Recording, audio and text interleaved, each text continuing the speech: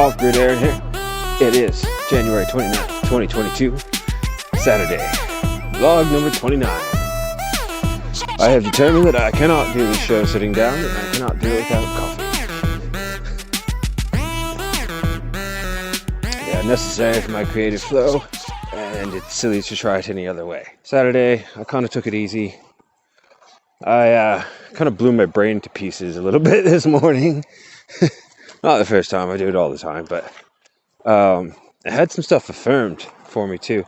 I was watching Andrew Bustamante on Everyday Spy. Well, it wasn't on Everyday Spy. He was being interviewed by another guy on his podcast. Anyway, he was talking about a lot of the techniques they use to groom informants as CIA officers. And he was talking about how to gain people's trust quickly and how to get them to like you. And he was talking in specific about mirroring people's mannerisms and habits and the way they say things and whatnot in such a way as to not make it, obvious that you're doing it, but that, like, it's natural. And this will subconsciously build within them a sense of trust. And I've often wondered why I was always able to gain the confidence of people so quickly. And one of the reasons is because I know how to listen to people, which is another thing he talked about. But the other thing that I wasn't really aware of was my ability, natural inclination, actually, to mimic others. It's something I guess I just kind of developed growing up because I was trying so hard to fit in all the time. When I'm around people, I just naturally start behaving like them. It's why I do the thing with the accents. If I'm around a person with a British accent, or an Arab accent, or a Hebrew accent, or it doesn't matter, Indian accent, every country, and I know this because I went traveling. I spent 2 years in India, I spent 8 months in Israel. But when I was in India, I ran into people from every country because everybody goes to India. And all the really coolest people go to India. You don't just get travelers in India, you get travelers. So you get searchers, seekers. It's a whole different breed. But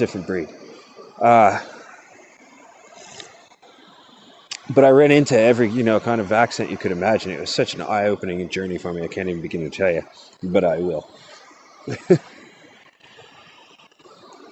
But I would just naturally start talking like people. And no one ever said anything about it except for one girl who I was very good friends with. She rode with me for a while on my motorcycle. And her name was Shani. It's a beautiful name, isn't it? Shani. I mentioned Israeli women are flipping gorgeous. They have beautiful names too. It's crazy.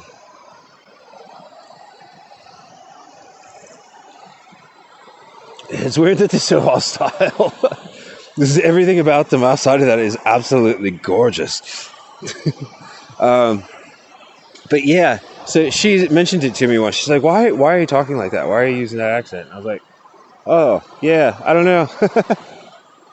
It was weird. Actually, what I ended up developing, because I ran into so many different accents all the time, and I was talking to different people with different accents at the same time all the time, I developed this weird kind of broken English accent that kind of everyone used anyway, because it turns out when you travel, English is the common language for everybody, which kind of pissed me off. Because I was thinking that when I went to India, I was going to have to learn Hindi or Indian.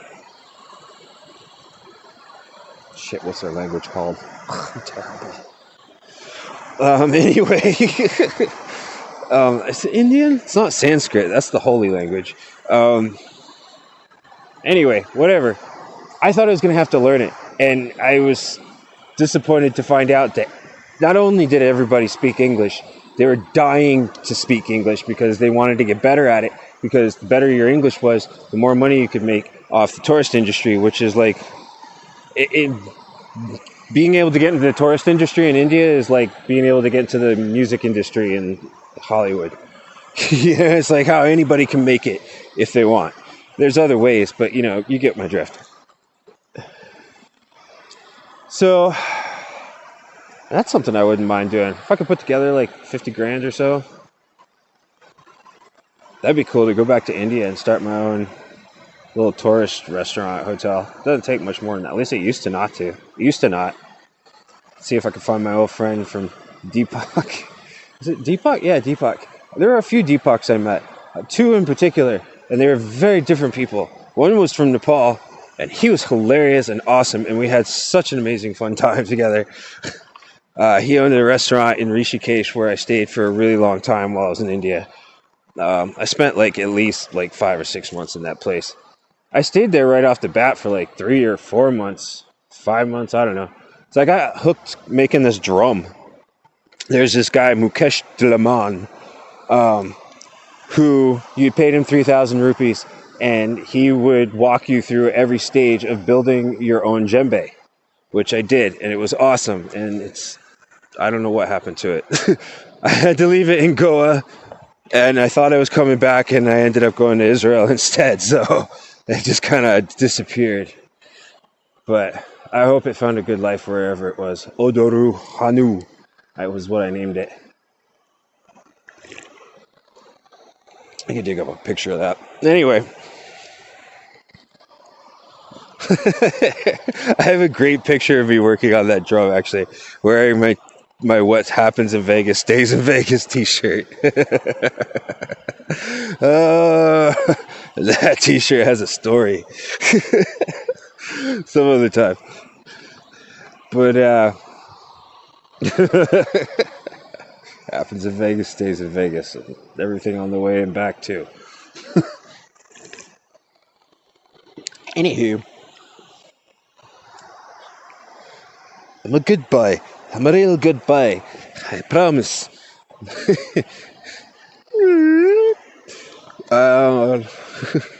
Where was I? India. Yes, I was disappointed. They all spoke English, and everyone who's traveling spoke English. And so, I mean, it was cool. I got to talk to everybody, and I was the best at communicating. But, okay, so 2 things about that. One, it sucked because everybody else had a secret language. And you could talk and whisper about me, and I wouldn't know what they were saying. And they're doing it because it's the only time they switch back to their own language. God damn it. Oh my God. Anyway. It was funny. It was never really a bad experience. I made so many friends over there. I played guitar and sang, so I was instantly popular. Dude, I had this one restaurant in Rishikesh, the entire fucking place belting out Bon Jovi, Living on a Prayer. It was fucking magical. It was magical. It was so awesome. Anyway.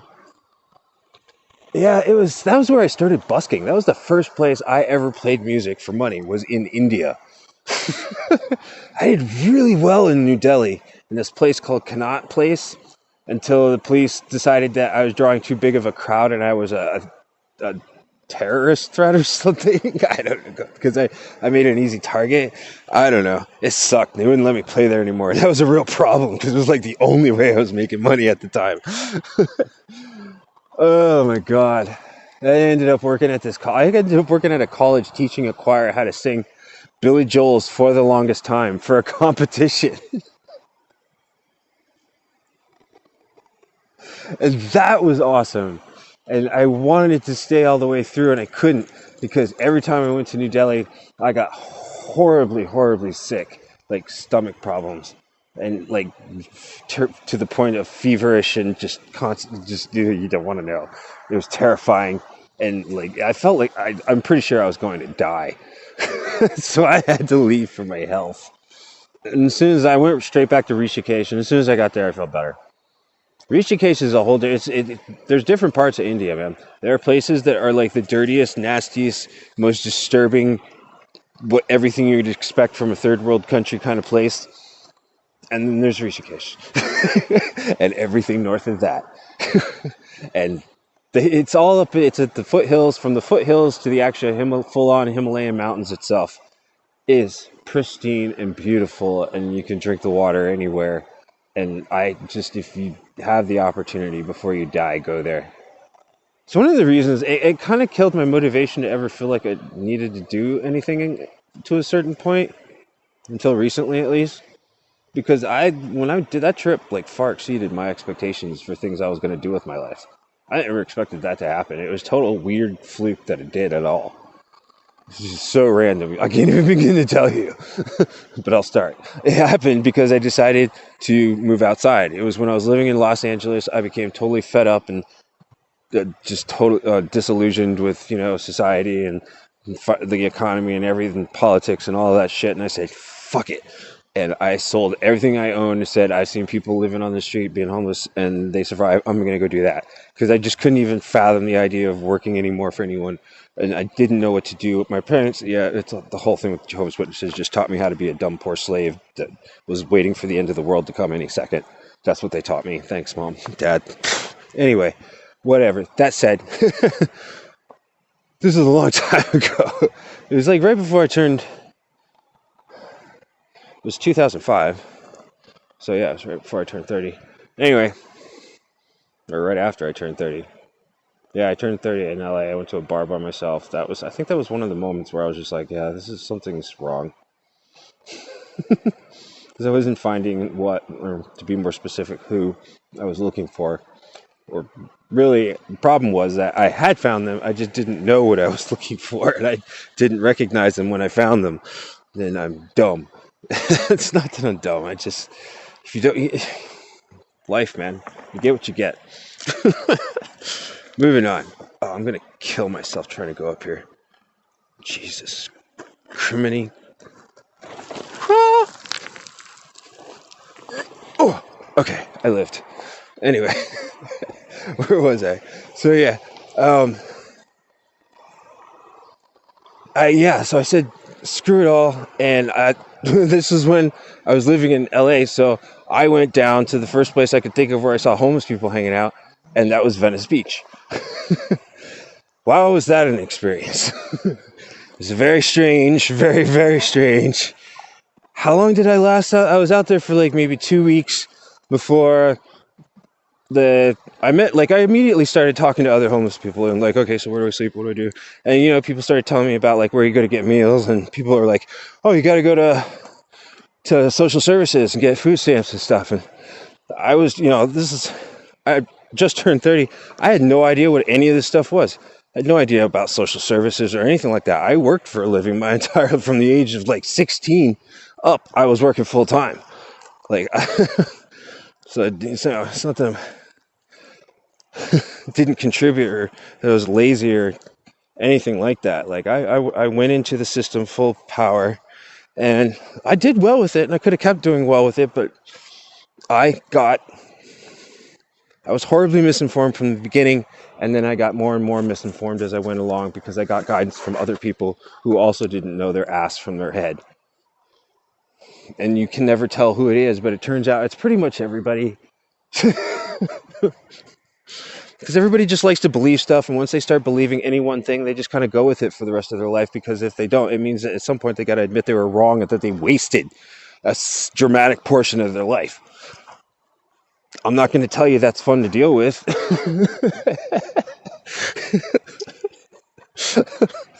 It's not. I prefer not to, but it's the only way you grow. It's the only way you can find truth. You can't go looking for truth with a preconceived notion of what it is. You'll only find things that support that idea. And when you start really looking for it, you start finding out it's not that you find actual truth so much as you find out nobody knows a fucking thing. It's a little disheartening. Because, you went into it from the beginning because you really wanted to know. And all you're finding out is nobody knows. So, I'm not going to say that's fun either. But I don't know. I seem to have the fortitude for this sort of thing. I mean, it's not doing me wonders financially, but, I'm still here breathing. I keep trying. And I've figured some things out, at least. At least I have a much, much better understanding, better late than never, understanding of how the world works. It's not such a bad place, I don't think. I think it's a highly confused, highly tribal, highly confused place. It's a problem when it's so confused that nobody knows that they're confused even. I think a lot of people do know though, and they don't think about it or admit it. And gosh, I wish I could have just taken that pill and gone through life normally, but well, I guess there's got to be some people who don't. But then what am I doing? You know, what? I don't want to go through all of this and not like have something to like contribute, or at least, you know, attain some kind of satisfaction. Having lived this insane life, and I got a lot of usable skills. I'm learning very quickly that I have a lot of I've always had marketable skills. I just don't know where to go with them, and I'm not in a place that has any kind of, oh my God, that's beautiful. Is that? It's not getting it because the sun's too much. Yeah. Anyway, if you can see it. Anyway, I can take a picture later. So I've taken pictures like this before, actually. You should check my Instagram. I got a lot of beautiful photos of the sun shining through the trees here. It's quite scenic all day here, because the sun just goes in that direction where it's just always flashing behind redwood trees. Yeah, it's pretty awesome. Anywho, yeah, it's got its upsides. I gotta get out of this place. And I'm kind of being stubborn about it in that I don't even want to try to do it unless I've got my own van again. And in order to do that, I need a lot more money than I have, but did have until the currency market bitch slapped me again. I was around when bitch slapped me in 2017 too, because I always, and I knew it, but I was just so anxious by the time I was able to get in. It happened both times where I was going to have some money to get in, but I didn't have enough. Well, the first time I just didn't have enough to begin with.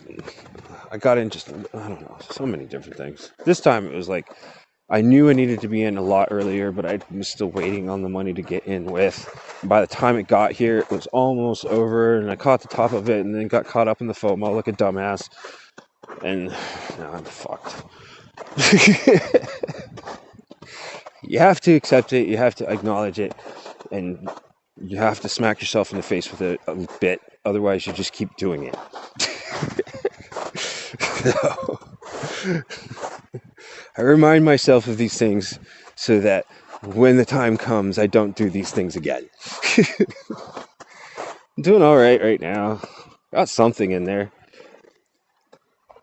And 9 times, there's just, like 90% chance that if I just leave the money where it is, 10 years down the road, it'll probably be, what I need right now. So, I just got to hang in there for 10 more years. That's all. No, I'm trying to come up with something else. Still got the t-shirt idea, t-shirt, hoodie shop going.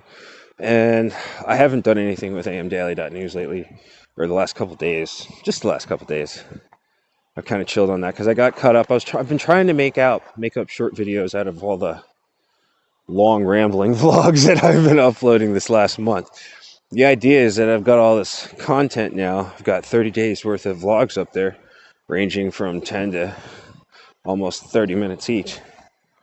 You can break each of those up into 1-minute pieces, 30-second pieces, 15-second pieces, or even 5 and 10-minute pieces, whatever. They can be broken up into, that's 30. We're gonna have 31 episodes for the entire month of January.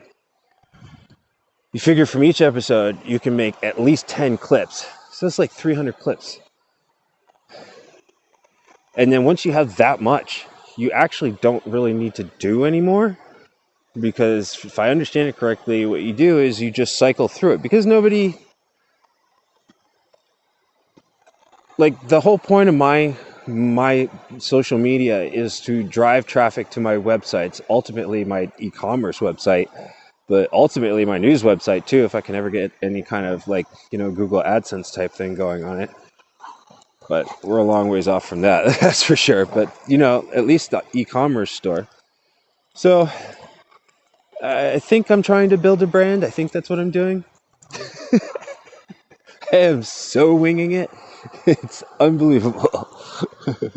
Can you tell I'm winging it? Because I am winging it.